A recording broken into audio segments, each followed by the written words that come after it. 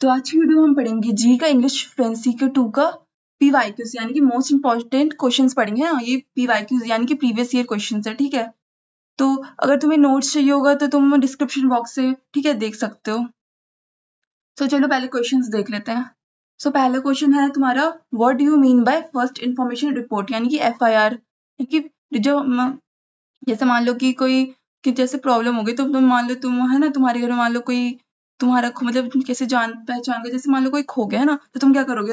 FIR करने जाओगे ना। तो अपने पास के ना पुलिस स्टेशन में क्या जाओगे, एफआईआर करने जाओगे। तो इसकी प्रोसेसिंग कैसे होती है ना, एफआईआर कैसे फाइलिंग करते हैं ना, कैसे फाइल करते हैं। तो पहले हम इसका डेफिनेशन देखते हैं। तो फर्स्ट इन्फॉर्मेशन रिपोर्ट एक रिटन डॉक्यूमेंट होता है जो कि पुलिस के द्वारा प्रिपेयर करा जाता है ना। जब वो इन्फॉर्मेशन जैसे रिसीव करते हैं ना, जैसे तो क्या करते हैं, about the commission of the recognisable है ना ऑफेंस, यानी कि कॉग्नाइजेबल, यानी कि जब वो जो घटना हुई है उसके बारे में इंफॉर्मेशन जानते हैं, तो फिर उसके बाद वो एक डॉक्यूमेंट प्रिपेयर करते हैं ना। तो जो डॉक्यूमेंट प्रिपेयर करते हैं ना, तो उसे बोलते हैं एफआईआर, है ना। सो एक पहला स्टेप होता है जो कि सबसे पहले पुलिस लेती है इन्वेस्टिगेशन शुरू करने के लिए, है ना। सो इसे रजिस्टर करा जाता है ना सेक्शन 154 में of the criminal procedure code, यानी कि CRPC 1973, है ना। इसका पर्पस क्या होता है, इसका पर्पस होता है कि पुलिस को इन्फॉर्म करने के लिए about a crime, criminal law को सेट करने के लिए इनटू मोशन, है ना, ताकि वो एक्शन ले सके। Record the earliest version of the incident, है ना, earliest version of the incident को रिकॉर्ड कर सके। FIR includes important details such as, है ना, इसमें डेट टाइम मेंशन होता है, प्लेस मेंशन होता है ना। तो ये सब जरूरी चीजें मेंशन करी जाती हैं, है ना, पुलिस के द्वारा, यानी कि पुलिस इंस्पेक्टर के द्वारा ये सब चीजें मेंशन करी जाती है। और है ना, नेम एड्रेस ऑफ द है ना कंप्लेन का, कि यानी कि मतलब क्या मतलब प्रॉब्लम है ना, क्या कंप्लेन करवानी है ना, और उससे रिलेटेड एड्रेस वगैरह, है ना, जो मतलब जो करवा रहे हैं ना कंप्लेन, उसका नाम एड्रेस वगैरह। और डिस्क्रिप्शन इंसिडेंट का कि क्या प्रॉब्लम है, क्या हुआ है ना, और किस पे शक है, अगर कोई है ना किस पे लग रहा है शक है ना कोई, या फिर कोई नोन का है ना, तो फिर वो पूछा जाता है ना। इसका प्रोसेसिंग कैसे होता है, सबसे पहले पुलिस स्टेशन में अप्रोच करना पड़ता है, ठीक है, यानी कि पास के पुलिस स्टेशन में अप्रोच करना पड़ता है, फिर उन्हें इन्फॉर्मेशन देना पड़ता है ना, रिटर्न वे में या फिर ओरली देना पड़ता है ना। फिर मान लो अगर ओरली दे रहे हो तो पुलिस का जो ऑफिसर होता है वो उसे लिखते हैं, ठीक है, फिर उसे रीड करते हैं, वेरिफिकेशन करते हैं, है ना। फिर उसके बाद वो क्या करते हैं, सिग्नेचर करते हैं ना, एफआईआर में क्या करते हैं, साइन करते हैं। फिर वेरिफिकेशन के बाद जो कंप्लेंट होती है, जो तुम्हारी कंप्लेन होती है वो साइन होती है। फिर रजिस्ट्रेशन करा जाता है उस कंप्लेन का, ठीक है, पुलिस रिकॉर्ड्स में उस कंप्लेन का क्या करा जाता है, रजिस्ट्रेशन करा जाता है ना एफआईआर में। फिर उसकी एक कॉपी बना लिया जाता है। फिर ऐसे क्या करते हैं, प्रॉपर इन्वेस्टिगेशन होता है ना, यानी कि जस्टिस को प्रमोट करने के लिए, यानी कि प्रॉपर इन्वेस्टिगेशन होता है। क्या होता है, प्रॉपर इन्वेस्टिगेशन होता है, ठीक है।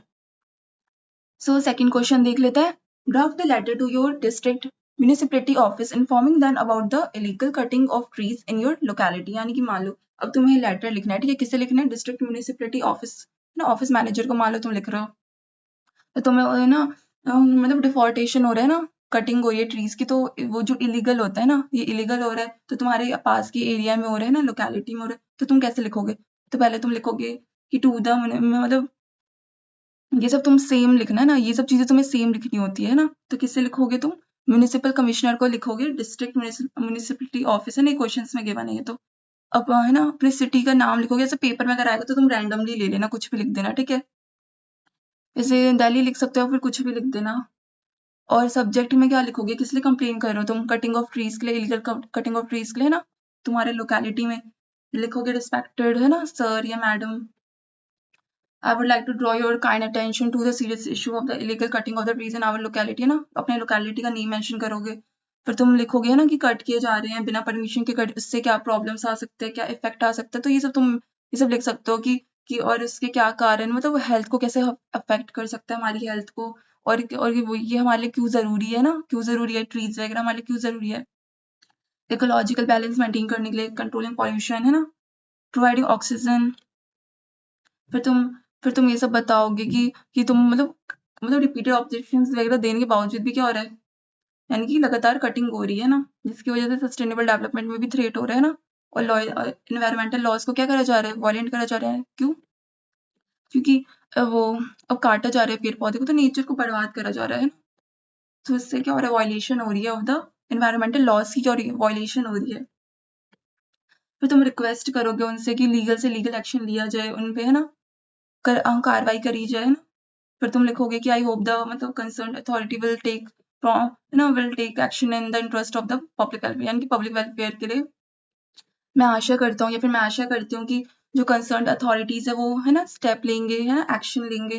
फिर लिखोगे तुम थैंकिंग यू, है ना, योर्स फेथफुली, क्या लिखोगे, अपना नाम लिखोगे ना। तो तुम क्वेश्चन में अगर नाम होगा तो मेंशन कर देना, अगर नाम नहीं होगा तो तुम कुछ भी रैंडमली लिख देना, ठीक है, अपना नाम मत लिखना, कुछ भी रैंडमली नेम लिख देना। या फिर या फिर देख लेना XYZ करके भी लिख सकते हो, है ना, एड्रेस लिख देना, डेट मेंशन कर देना। सो नेक्स्ट क्वेश्चन है, तुम्हें सेंटेंस को पैसिव वॉइस में चेंज करना है। क्या करना है, सेंटेंस को पैसिव वॉइस में चेंज करना है। सो नताशा लॉस्ट ऑल हर मनी। सो सबसे पहले क्या करते हैं, पीछे को आगे लाते हैं इसमें, है ना, जब पैसिव वॉइस में करते हैं तो। सो ऑल हर मनी, है ना, was lost by the Natasha. तो रूल्स वगैरह मैं तुम्हें ये मान के चल रही हूँ कि तुम लोगों को आता होगा, क्योंकि तुमने छोटी क्लासेस में भी पढ़ी है, 12th क्लास में पढ़ा होगा, 11th में भी पढ़ा होगा, है ना, 8th 9th 10th सब में पढ़ा होगा, तो ये सब तुम खुद भी कर लोगे ना। सो ये है तुम्हारे क्वेश्चंस, है ना, क्या क्वेश्चन है, तुम्हें इसे मतलब एक्टिव वॉइस को पैसिव वॉइस में कन्वर्ट करना है ना, या फिर पैसिव वॉइस को एक्टिव वॉइस में कन्वर्ट करने के लिए भी आ सकता है। तो ये सब क्या है, क्वेश्चन है ना। जैसे Shiva was flying a kite, a kite was being flown by Shiva. So ऐसे है ना, the peon rang the bell was rung by the peon, they clean the house every day, the house is cleaned every day, है ना। तो ये सब questions तो तुम कर लोगे ना, यानी कि एक्टिव वॉइस को पैसिव वॉइस में कन्वर्ट करना है, फिर पैसिव वॉइस को एक्टिव वॉइस में कन्वर्ट करना। सो मान लो अगर तुम्हें ना ये चाहिए होगा, और तुम्हें ना PYQ से ना चाहिए आंसर्स के साथ चाहिए, क्योंकि मैं आंसर्स के साथ दे रखा है ताकि तुम इजीली लर्न कर लो इसे ना। तो तुम मुझे ना कमेंट सेक्शन में जो तुम्हारा पिन कमेंट तुम्हें दिखेगा, तुम वहां से जाके बाय भी कर सकते हो, ठीक है। और मान लो तुम बाय नहीं करना चाहते तो तुम वीडियो के थ्रू भी गो थ्रू कर लेना, ठीक है, वीडियो से भी देख सकते हो तुम इन क्वेश्चंस को अच्छे से पढ़ लेना, देन तुम कर लोगे, अच्छे एग्जाम में पास हो जाओगे इजीली, ठीक है। ये से अच्छे से करके जाना, है ना, प्रैक्टिस करके जाना, क्वेश्चंस को अच्छे से देख लेना, और अच्छे से PYQs वगैरह अच्छे से देख लेना, और तुम अपने तरफ से और लगा सको तो और PYQs लगा लेना। सो नेक्स्ट क्वेश्चन देखते हैं, find the meaning of the flowing idioms and use them in a meaningful sentence. यानी कि तुम्हें पहले तुम इडियम्स का मीनिंग बताने हैं, और फिर तुम्हें इसका सेंटेंस भी बनाना है, ठीक है। तो इडियम्स होते क्या है, हिंदी में से मुहावरे बोलते हैं, यानी कि चीजों को, है ना, बड़ा जैसे बताना, जैसे कि मान लो कि मेरी खुशी का तो कोई ठिकाना ही नहीं रहा, तो मतलब इतना खुशी कोई ठिकाना ही नहीं रहा खुशी का, तो इससे मुहावरे हो गए ना, इडियम्स हो गया। अब इंग्लिश में इडियम्स कैसे होते हैं वो देख लेते हैं, और इसके क्या सेंटेंस बन सकता है। तो पहला है बेड ऑफ रोजेस। तो इसका मतलब होता है ऐसे एक ऐसा सिचुएशन जो कि बहुत आसान होता है, बहुत, जिसमें लाइफ बहुत आसान होती है, बहुत कंफर्टेबल होती है। तो सेंटेंस क्या बना सकते हैं हम कि life is not always a bed of roses, यानी कि जो लाइफ हम होती है वो बेड ऑफ रोजेस नहीं होती, क्योंकि वो आसान नहीं होती, लाइफ होती है वो आसान नहीं होती, वो क्या होती है, कॉम्प्लेक्स होती है, इसमें हार्डवर्क की जरूरत होती है ना, स्मार्ट वर्क हार्डवर्क की जरूरत होती है। नेक्स्ट है रेड लेटर डे, है ना, इसका मतलब होता है वेरी इंपॉर्टेंट और हैप्पी डे, यानी कि बहुत, तो यहाँ बहुत मतलब खुश हो, बहुत, है ना, बहुत ही इंपॉर्टेंट डे है ना किसी का, तो ये हो गया रेड लेटर डे, है ना, क्या हो गया, रेड लेटर डे। सेंटेंस से मान लिया कि तुम जैसे बोले कि आज तो मैंने स्कॉलरशिप जीत लिया, तो ये मेरे लिए रेड लेटर डे था। या फिर मान लो कि तुम लोगों के मार्क्स अच्छे आ जाएंगे, तो तुम बोलोगे ये तो मेरे लिए रेड लेटर डे है मेरे लाइफ का। नेक्स्ट है add fuel to the fire. Add fuel to the fire यानी कि सिचुएशन को और वर्ड्स, मतलब वर्ड्स बनाने, यानी कि वैसे ही खराब थी सिचुएशन, तो तुमने उसे क्या कर दिया, और खराब बना दिया। इसका सेंटेंस क्या बना सकते हो कि उसका रूड लिप वो रिप्लाईज देख के क्या हुआ, उसका रूड कमेंट्स देख के क्या हुआ, सिचुएशंस और, है ना, बुरी बन गई, है ना, सिचुएशंस और आर्गुमेंट और वर्स्ट बन गया, है ना। दो जने लड़ाई करे तो किसी ने तीसरे ने आके, है ना, और आग लगा दी ना, और कुछ अलग बोल दिया, तो और सिचुएशंस और खराब कर दिया उसने। ब्लैक शीप क्या होता है, a person who brings disgrace to the family, जो कि डिस्ग्रेस यानी कि मतलब, यानी जैसे होता है, जैसे मान लो कि एक होता है कोई, जैसे कि जो खुश, जैसे कि कोई अच्छा वो कर लाता है ना, जैसे ग्रेस लाता है, यानी कि खुश, अच्छी किस्मत लेकर आता है ना, और एक हो गया जो डिसग्रेस, यानी कि अच्छी किस्मत लेके नहीं आ रहा है ना। तो एक तरीके से बोल सकते हो, यानी कि इनकी मतलब नेगेटिव हो गया कुछ, है ना, क्या हो गया, नेगेटिविटी लाना। सो सेंटेंस में तुम अपनी मर्जी से कुछ भी बना सकते हो, जैसे कि यहाँ पे मैंने लिया, he was considered the black sheep of the family due to his habits, इनकी उसकी खराब आदतों की वजह से उसे ब्लैक शिप, है ना, कंसीडर करा गया उसके फैमिली में। आई फॉर एन आई, यानी कि meaning revenge by returning equal harm, यानी कि अब मान लो तुम्हारा किसी ने बुरा किया तो तुम उससे क्या करो, तुम ये नहीं सोच रहे कि अब इसने बुरा किया तो मैंने भी बुरा किया तो क्या ही हो गया बात, बल्कि तुम सोच रहे हो कि इसने मेरे साथ गलत किया तो मैं उसके साथ और बुरा करूंगा, तो तुमने और, या फिर तुमने सोचा कि इसने गलत किया तो मैं भी गलत करूंगा, तो ये एक मतलब बदला लेना, है ना, यानी कि बदला लेना, इक्वल हार्म पहुंचा के बदला लेना, तो इसका मतलब हो गया आई फॉर एन आई, है ना, इसका इडियम क्या हो गया, आई फॉर एन आई। तो उससे मान लो सेंटेंस तुमने बना दिया कि for the policy eye for an eye leads only to the violence, यानी कि आई वन, यानी कि मतलब किसी चीज में तुम किसी से ना इक्वली बदला ले रहे हो तो उससे वायलेंस ही होगा, है ना, क्या होगा, वायलेंस, तो ये हो गया फिजिकल वायलेंस ही हो गया, फिर मान लो इन जैसे तुम बोल है ना अपने मुझे, या फिर तुम कुछ बोल के वायलेंस कर रहे हो तो इनडायरेक्ट वायलेंस हो गया वो। सो उसे यही बोलेंगे कि आई फॉर एन आई। नेक्स्ट है ब्लेसिंग इन डिस्गाइज, यानी कि something good that appears bad at first, यानी कि क्या पहले तुम्हें लगा कि ये तो जैसे मान लो कि तुमने ना तुम्हारी मम्मी ने बोले कुछ खाओ ना, खाना बनाओ, तुम्हें वो पसंद नहीं है, लेकिन वो बाद में तुमने खा के देखा तो बहुत टेस्टी निकल गया, तो ये तो यही हो गया ना ब्लेसिंग इन डिस्गाइज, यानी कि तुमने सोचा था कि अच्छा नहीं होगा लेकिन खाया तो टेस्टी लगा तो तुमने पूरा खा लिया तो तुम्हें अच्छा लगा, तो ये हो गया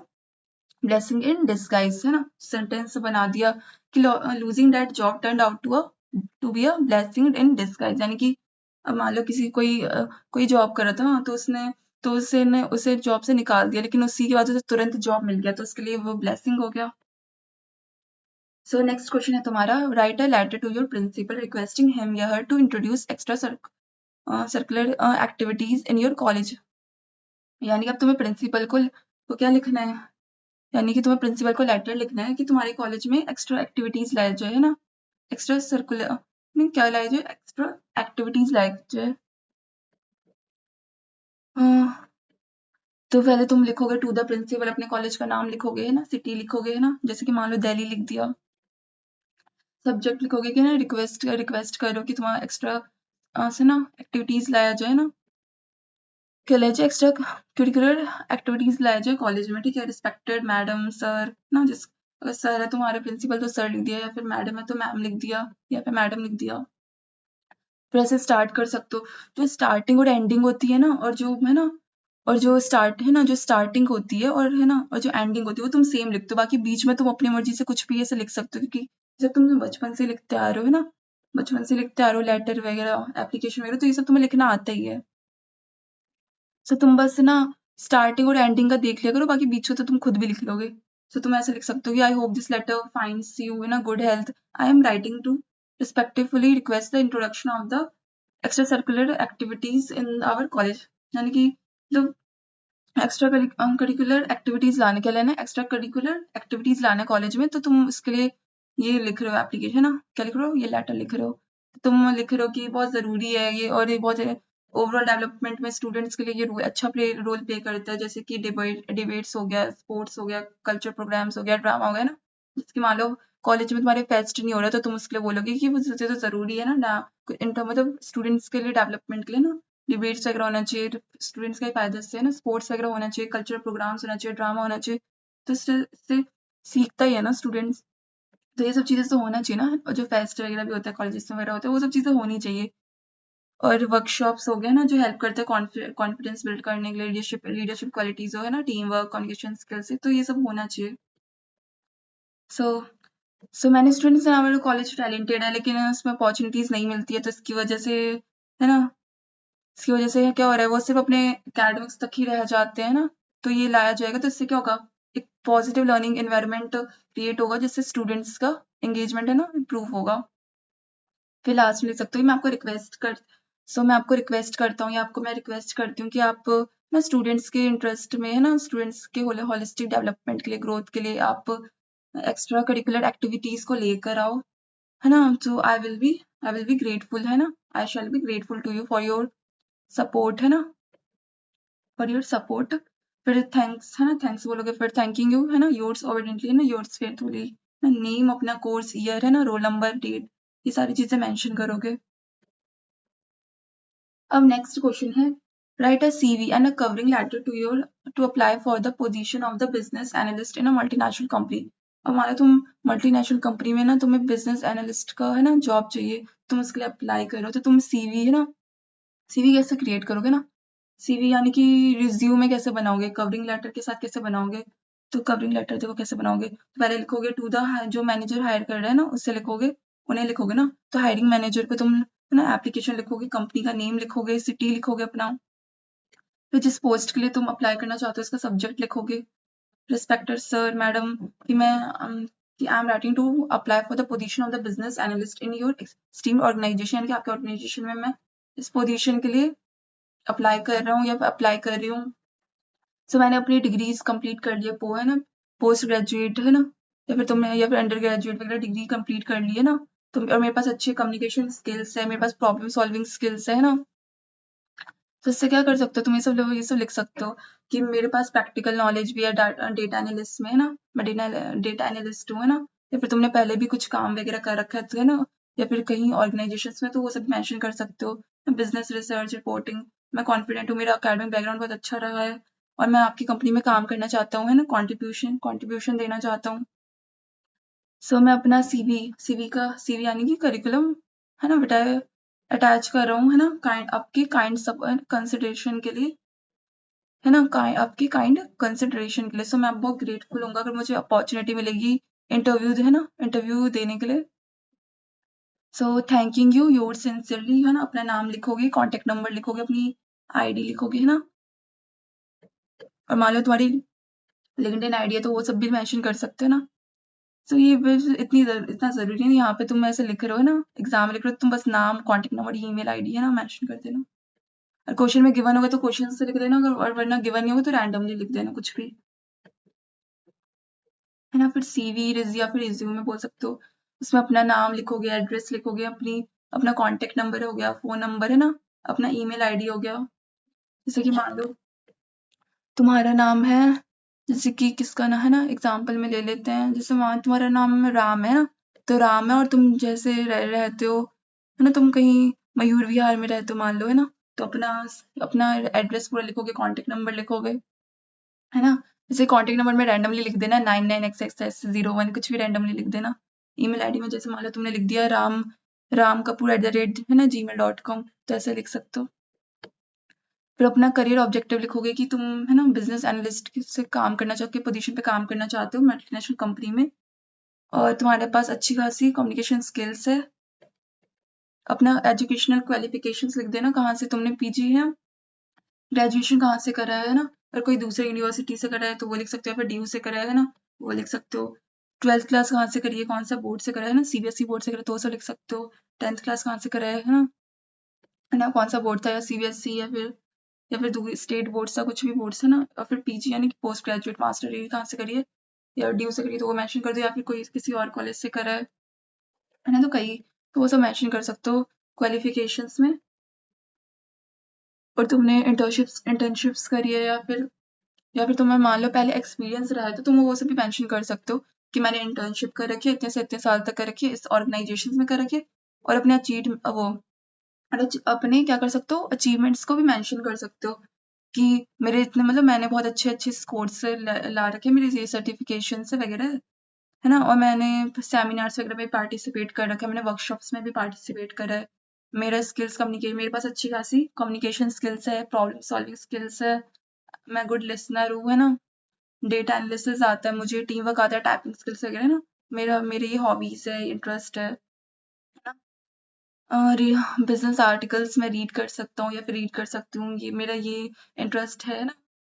मुझे ये सब आता है ना, टीम वर्क वगैरह मुझे नॉलेज है इन सब चीज़ों की। सो ये सब तुम मेंशन कर सकते हो किसमें, अपने स्किल्स वगैरह में। और है ना, तो तुम फिर डिक्लेरेशन डाल सकते हो कि मैं डिक्लेयर करता हूँ कि जो मेरा इन्फॉर्मेशन है वो करेक्ट है ना, और मेरा ही है, और है ना, और मेरे नॉलेज के अकॉर्डिंग है। फिर अपना डेट लिख दोगे, अपना डेट है ना, डेट मतलब जिस दिन लिख रहे हो ना, तो मान लो तुम्हारा आज एग्जाम है तो आज की डेट डालना है ना, जिस दिन देगा मतलब जब एग्जाम है तो एग्जाम डेट जो होगा वही डाल देना, और प्लेस डाल देना अपने हिसाब से है ना, अपना नाम डाल देना। हाँ ठीक है, तो इतना करना। नेक्स्ट क्वेश्चन है, you have recently complete your under graduate degree from your